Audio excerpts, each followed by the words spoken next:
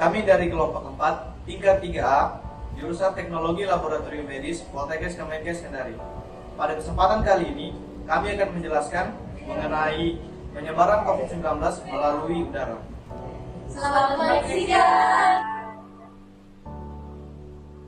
Corona atau COVID-19 merupakan penyakit peradangan paru yang menyebabkan gangguan pada sistem pernapasan, infeksi paru-paru yang hebat hingga kematian yang disebabkan oleh Severe Acute Respiratory Syndrome Coronavirus 2. Virus corona adalah jenis baru dari coronavirus yang menyerang manusia. Virus ini memang menyerang lansia, tetapi bisa saja mengenai pada bayi, anak-anak, orang dewasa, hingga ibu hamil dan ibu menyusui. COVID-19 pertama kali ditemukan di kota Wuhan, China pada akhir Desember 2019. Virus ini menular dengan sangat cepat hingga ke beberapa negara termasuk Indonesia hanya dalam waktu beberapa bulan saja. WHO menjelaskan bahwa coronavirus merupakan bagian dari keluarga besar virus yang terjadi pada hewan dan manusia. WHO 2020 menyatakan bahwa penularan virus COVID-19 ini dapat juga terjadi melalui partikel-partikel udara dari waktu ke waktu, di mana virus COVID-19 ini dapat bertahan lama di udara, terutama pada ruang yang tertutup yang sangat minim ventilasi, contohnya pada kantor dan ketika kita berada di dalam kendaraan bermotor. Nah kawan-kawan, virus corona dapat dilepaskan dari seseorang yang terinfeksi virus COVID-19 ini ketika mereka bersin, di mana tetesan yang mengandung virus akan melayang di udara dalam waktu 3 jam. COVID-19 memberikan dampak yang sangat besar bagi kehidupan masyarakat. Tidak hanya pada bidang pendidikan dan perekonomian, tetapi juga pada bidang kesehatan. Berikut adalah beberapa contoh dari dampak yang ditimbulkan oleh COVID-19. Yang pertama, tingkat kesehatan menurun. Tingkat kesehatan masyarakat menurun karena banyak yang terpapar COVID-19. Selain itu, banyak masyarakat yang takut dan khawatir akan terpapar COVID-19 sehingga membuat sistem imun mereka semakin menurun. Yang kedua, rumah sakit yang kewalahan. Karena tingginya angka kasus COVID-19, rumah sakit kewalahan dalam menerima pasien COVID-19, sehingga muncul beberapa keluhan dari masyarakat karena tidak mendapat pelayanan kesehatan yang maksimal.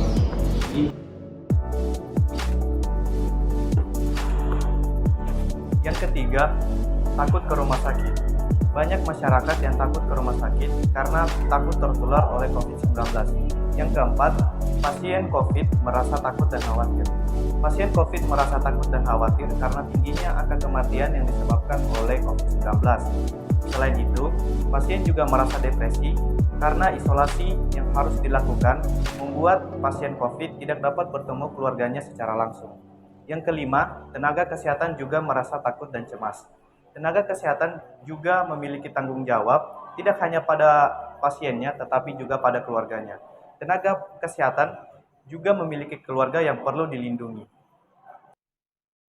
Berdasarkan data dari WHO, jumlah kasus infeksi virus corona di dunia telah mencapai 697,59 juta orang, sedangkan yang meninggal dunia telah mencapai 6,94 juta orang dan kurang lebih 21 juta pasien positif aktif atau masih dirawat, serta kurang lebih 600 juta orang dinyatakan sembuh. Nah, untuk nilai atau angka beserta tanggalnya, silahkan dilihat grafiknya pada gambar. Nah, hingga hari ini Amerika Serikat menjadi negara dengan jumlah kasus tertinggi di dunia, yaitu kurang lebih 109 juta kasus dan 1.181.869 orang meninggal. Dari 231 negara dan teritorial yang terdampak pandemi virus corona, Indonesia berada di urutan ke-20 dengan 6.813.790 kasus, 161.920 orang meninggal, dan 6.646.967 orang sembuh. kasus corona pertama di Indonesia yakni 2 tahun yang lalu pada tanggal 2 Maret tahun 2020. Sejak saat itu, kasus corona di Indonesia mengalami pasang surut. Pertama mulainya muncul varian Delta hingga munculnya varian Omikron yang turut mempengaruhi data corona di Indonesia.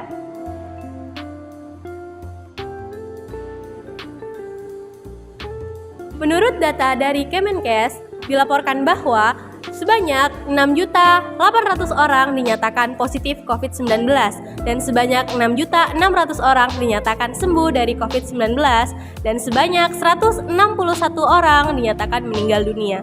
Menurut data dari Kemenkes, pada tahun 2023, yaitu 29 April, dinyatakan bahwa COVID-19 kembali naik dengan kasus baru yang ditemukan, yaitu sebanyak 2.074 orang.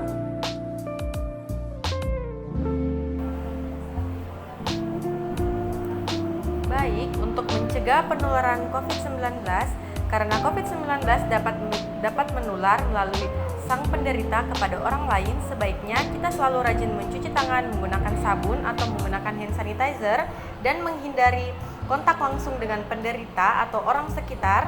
Yang kedua, ketika sedang batuk atau flu, sebaiknya menggunakan masker agar kita terhindar dari penularan virus COVID-19. Dan yang terakhir adalah rajin makan makanan yang sehat dan bergizi.